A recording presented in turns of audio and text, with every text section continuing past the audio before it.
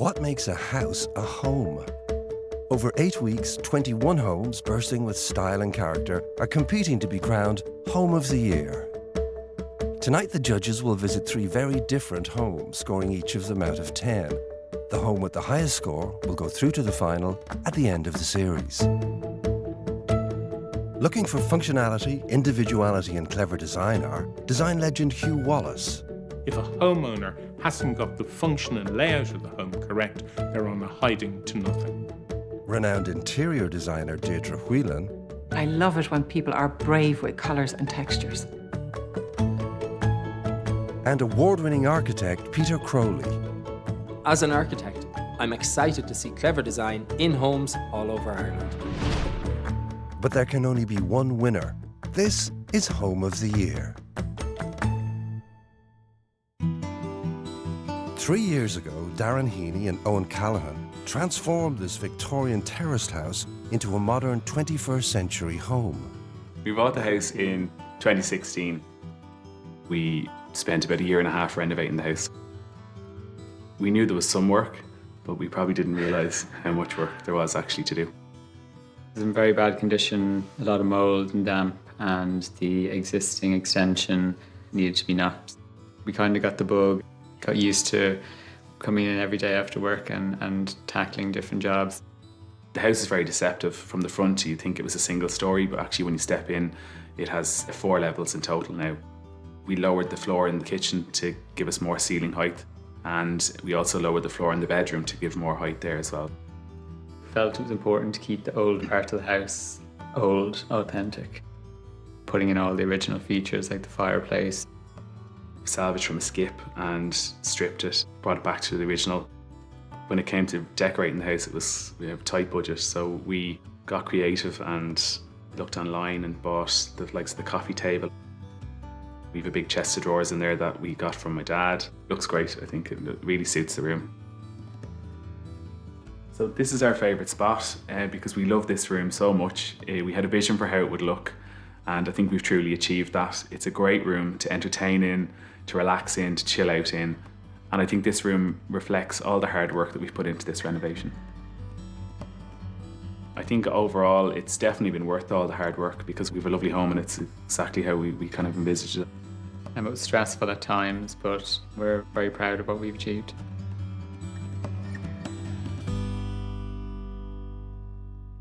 The judges must now assess the home armed with only the basic facts about the property and its owners. These areas were developed as part of the suburbanisation of Dublin in the middle of the 1900s. Well, what do we all think? I love the window boxes and I like the fact that they've gone for lavender. It gives off a lovely smell and then it brings a lovely layer of colour to the facade. The anthracite grey colour they've used in the door, the window reveals and the windows themselves would suggest to me that the homeowners made some bold or brave decisions beyond. Should we see? Oh, look at this. Very nice. The strong grey that we've seen on the outside has been carried in here. I love the little detail of the shelf over the radiator. Suggests there's going to be a lot of attention to detail in this home.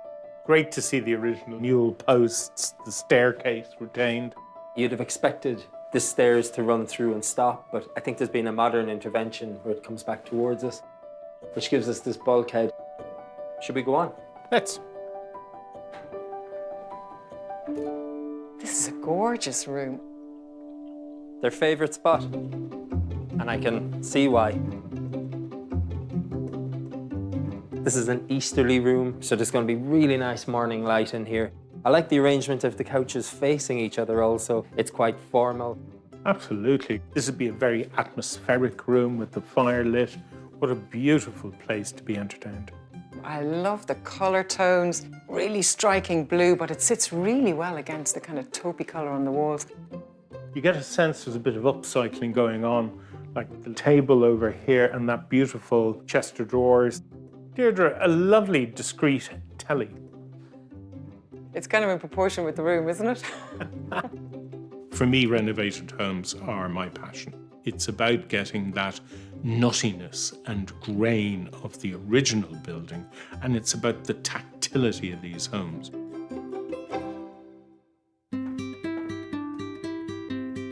Oh, I love the blue kitchen. There is a lovely light level in here. I think the skylight really works. They've created a real atmosphere, haven't they? In that it's very simple to paint walls white and make these very modern, crisp spaces. But this homeowner, I think, wants something beyond that. And they like these moody colours. They're not afraid of darker tones. The space in general has been very carefully put together for me. I think there was a vision that was achieved. The brick here may well have come out of the back wall, and yet they have a lovely little bit of detailing here which lines up with the radiator. Beautiful detail. There's a real tactility to this space. This is a poured concrete floor, but I think they've put a pigment in the concrete that's darkened it, and then they've sealed it with a clear sealer, which I think is really nice, actually. An odd arrangement of furniture. If I was in this space, I'd rather the couch on this wall, because then I'm facing out into that lovely garden. I've got the sun coming in, and I can chat to people in the kitchen. I also have an issue with the layout. I think it's too narrow here to function. You're too close to the wall when you're sitting, and you've your back to everything else. The orientation the other way around would make this a better social space.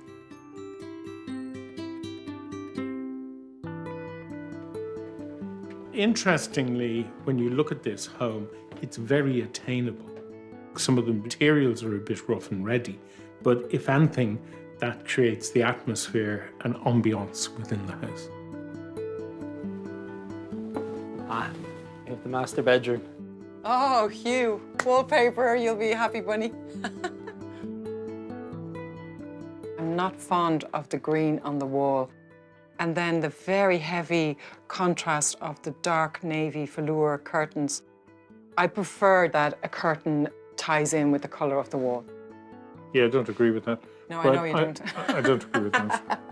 The wallpaper's a bit Van Gogh going on there, lots of colours. Those colours then are picked up again in the rug. You know, the chair over here with the green in contrast. Yeah. So they've thought about colours in here, but I think they're all referenced back to the wallpaper. I think the feeling, though, of what we've seen in the rest of the house has definitely come through. I just don't think it's as successful up here as it is downstairs. For me, it's more of that thing where they've seen an image they like or seen a space they like and have really tried to recreate that. Oh, I don't agree. I think you have to give the owners credit for their creativity because it's done on a budget. But doesn't feel as if it's all been upcycled. You know, there's that balance in this home. They've done a great job.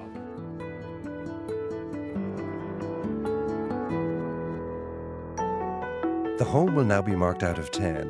One score will be held back until the judges have seen all 3 homes, when their combined scores will be revealed. These homeowners have carried out a great restoration of this 19th century house. The result is a home full of their personality, from the bricks and mortar to the collection of personal objects. I'm giving this inspirational home a 9. This is a very tastefully styled home. I particularly like the layout and colours used in the front room. The simple, luxurious approach taken here works a treat. I'm giving it an 8. This home is a great example of what can be achieved on a limited budget, but with a lot of endeavour and creativity. It exudes the owner's personality and sense of style. 3 years ago, interior designer Emily Woodcock and husband David swapped city life for a more relaxing one in County Louth. This was an old cottage that was built in the 1800s. We were attracted to it because we wanted a renovation project that had a little bit of character and charm. We fell in love with the house, we fell in love with the area, and it really did tick all the boxes. We have a south-facing garden, so we really wanted to maximise the light at the back of the house. So that's why we kept then all our living area to the back of the house. So we have 3 bedrooms in the original cottage and a bathroom. In the new extension, we put our kitchen/living room. Then upstairs, we put a loft for ourselves for a little bit of getaway. This is our favourite spot. When we come up here, it is our chill-out area, and we get to sit and enjoy that sea view. So I'm very passionate about interior design. It's something that I've really kind of always been interested in. I don't think there's like a particular rule book that you need to follow. I like to like colour outside the lines and do something a little bit different. And I think you can see that in our home. It's a family home. It feels good. Yeah, we've created the space that we dreamed of.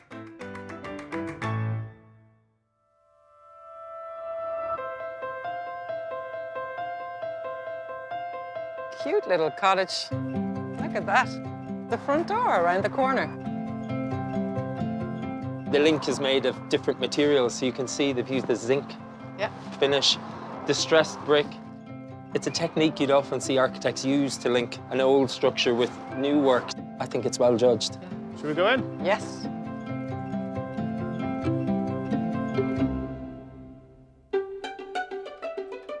Well, I wasn't quite expecting to come in straight into what appears to be a small dining area.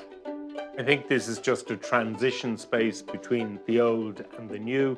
What you have here is a little light well, is the way I'd describe it. So that's allowed tons of light in here, but also light into the other rooms. Should we go on? Yep.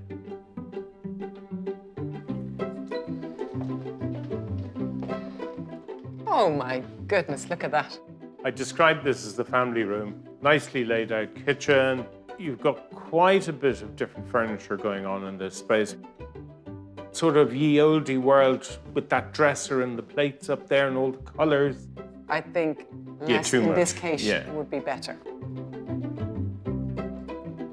Look at this, isn't this great? Yeah, fantastic. Yeah. I love the view out there, out to the sea. That's spectacular.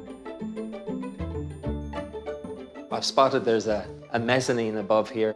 The one thing I'd have liked to have seen here is this room extended by another few meters, because it just feels a little compressed where you need the space, and a small bit more would have gone a long way. Yes. An extra metre would probably been enough. Unbelievable. One of the main underlying rules with architecture is that form should follow function. So you make the house or the space work first, and then you decide how it should look.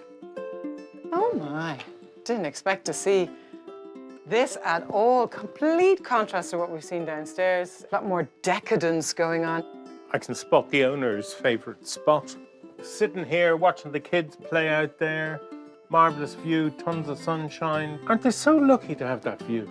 I'd say this is where the adults come after the children have gone to bed.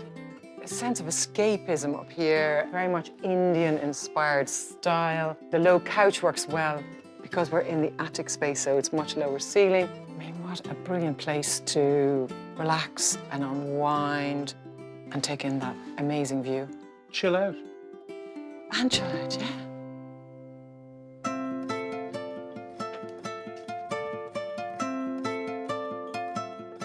We're in the old part of the house here now. The ceilings are nice and tall, aren't they? And there's nice light in here. This is a room I think my daughter would love. But you see, you're the dad and you're boring, right? Because you like black and white and you're an architect. So I met your daughter. I think it is really pretty. It's very girly. The powdery pink and the white. Just the dressing of the bed alone is really, really well done. And then the owners have gone for a very bold wallpaper statement on the back. It looks like a Hessian fabric with stitching on it, but in reality, it's actually printed on paper.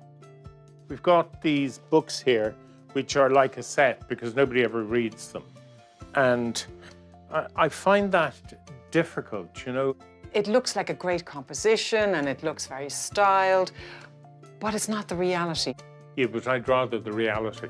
I think what's happening is people are following trends, but not fully understanding how they get their personality as that additional layer that's so important in the home.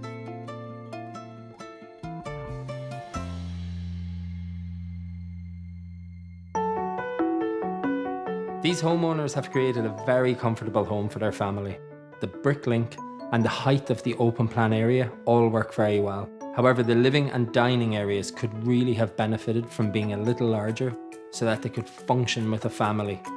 I would score it a 7.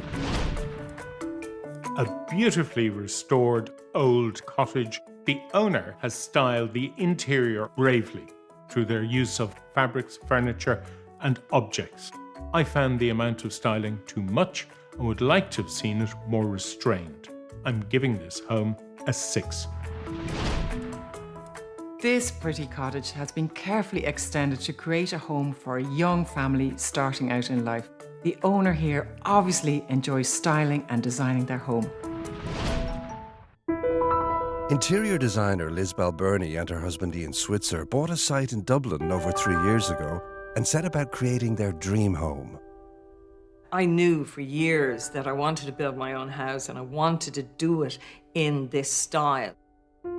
It doesn't look so big from the outside, but as soon as you walk in through the front doors, the whole place opens up. Because the house is on the slope on the hill, to maximize the view, we put the living space up on the upper level and the bedrooms and bathrooms downstairs. The style of our home is very contemporary, from the finishes to the lighting, furniture and accessories. I really like the colours that have kept the house calm. This is my favourite spot. I love to just sit here, have a cup of coffee and enjoy the view and chill. We're so lucky with the site we got. It has given us the views, it has given us the space and the light to do everything we wanted. I think our home reflects our personalities. Yeah, we both like the same things. We like things to be tidy and straight lines and clean. And bright. And bright. You know, it has we find it gives us a feel-good factor.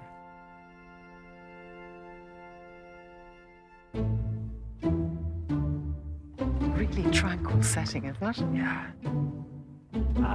So this is interesting. I mean, what presents itself as a pretty modest, medium-sized home, but I can see the sea in the background. I can see the fall and the changing section at the side. I bet this house opens up and reveals itself, and there's a lot more beyond. I just love it. I think I'm in LA or Hollywood and I'm going up to that door. It's gonna be fun. Let's go.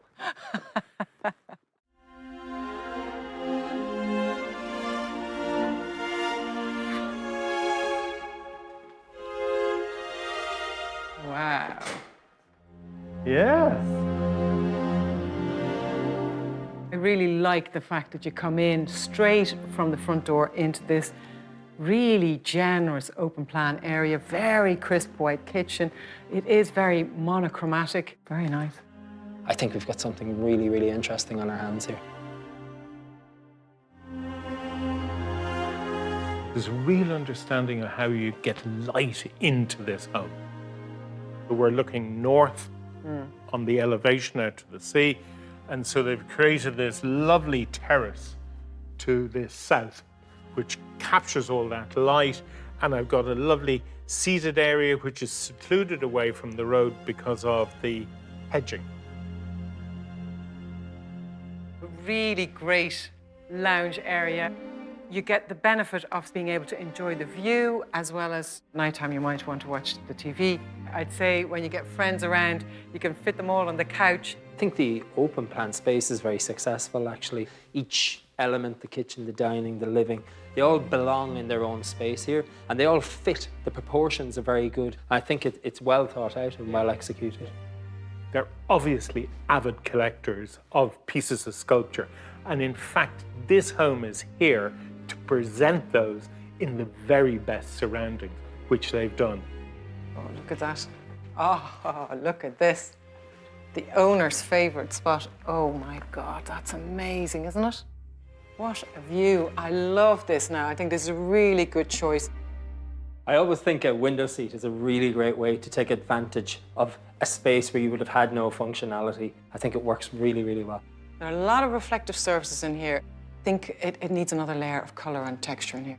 I would agree. I like the pared back nature of this. I like the minimal kind of approach, but it's the amount of light sources. It's just constantly reflecting, and it's just a little much for me. I don't know. I'm actually horrified. I am so relaxed in this space.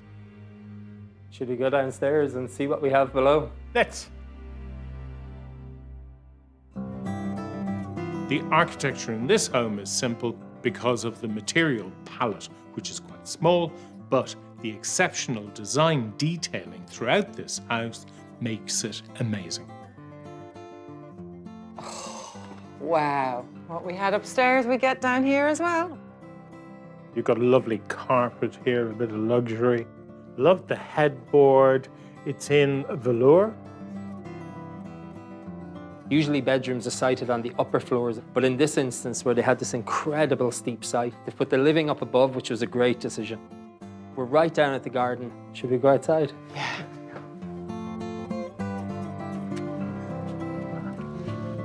The tiered landscaping works very well.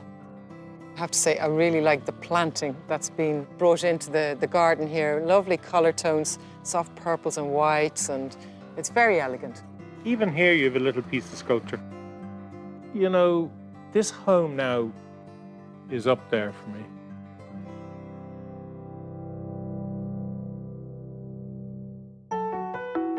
This home is where good design and glamour come together. Though I found the interior very monochromatic and I would have loved to have seen a bit more colour and texture, it's still a very well-designed home and I'm very happy to give it an 8. I think this home achieved everything the homeowner set out to. Introducing light from the south into the living space is a very smart move. Personally, I feel the house could benefit from some more natural materials and less hard reflective surfaces. This house scores a solid 8 from me. That marriage of architecture, interior design, furniture and decor is perfection. I'd love to move in come hail, rain or sunshine. Now that the judges have visited all 3 homes, it's time to see how they measure up against each other. First, Peter reveals his score for the Victorian home in Dublin City. Overall, it was a good house. I really enjoyed the front room. It was full of light. The lower living area was really well put together. The materiality of it was really interesting. I felt it was a little over-stylized at times, but a very good home. I give it an 8. That's an 8, an 8 and a 9. That gives us 25. A good start. Indeed. Deirdre now reveals her score for the extended cottage in Louth. This was a very cute cottage from the outside. They had a lovely kitchen, nice little dining area, and then that little hideaway upstairs. But some areas of the home were totally overstyled, and I struggled with a bit of that. So I gave this home a 7. Yeah, feels about right. That's 2 7s and a 6. That gives us a 20. And finally, Peter tells us his score for the modern home in County Dublin. I just loved it. And it was white and black, and I don't usually like that. But in this home, there was a sophistication in the presentation. I thought it was absolutely delicious, and I gave it a 10. Wow. Wow, a 10 and 2 8s. So we've got 26. And I think we have our winner. We do indeed, and what a fabulous home to go through to the final. I think it's really unique and will set the standard. Well deserved, isn't it? For sure. The home through to the final is the modern home in Dublin. Next week, the search continues for Home of the Year.